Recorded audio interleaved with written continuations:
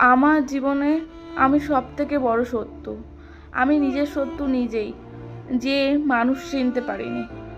আজ একটু সুখের আশায় সংসার করব বলে আজ মান সম্মান নিজে যতটুকু শান্তি ছিল সবটুকু ত্যাগ করে দিয়ে সংসার করব বলে সেই আশায় মানুষটার হাত ধরেছিলাম। যে না, আমি ভেবেছিলাম হয়তো মানুষটা খুব ভালো, আমি আমার যতটুকু দিনগুলো আছে সেইগুলো নয় কষ্ট করে দুজন মিলে সংসার করবো আর সন্তানদেরকে মানুষ করব।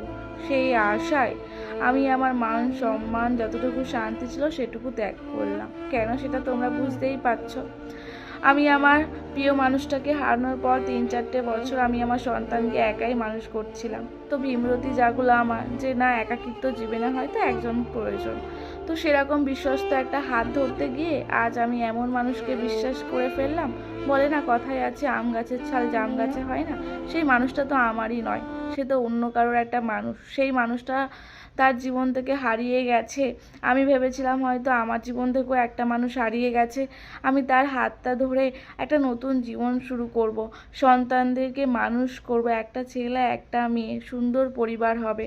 কিন্তু না, সেই মানুষটা তো আমার মতো মানুষটা একদমই চিরজীবনের মতো হারিয়ে যায়নি। সেই মানুষটা তার কাছে প্রেজেন্ট রয়েছে, শুধু তাকে ছেড়ে চলে গিয়ে অন্য কারোর হাত ধরেছে। কিছুদিন পরে হয়তো আবার চলেও আসতে পারে, সেই আশা হয়তো আছেই। তার সন্তান আছে, তার সন্তানের মাও আছে, আর ও তো প্রেজেন্ট রয়েছে। তাই আমার কোনো অস্তিত্ব নেই। শুধুমাত্র আমাকে কিছু কথা বোঝানো হয়েছিল, সেই মায়াজালে আমি ফেঁসে গেছি। আর আজকের জীবনগুলো আমি নিজেই ছন্নবন্ন করছি।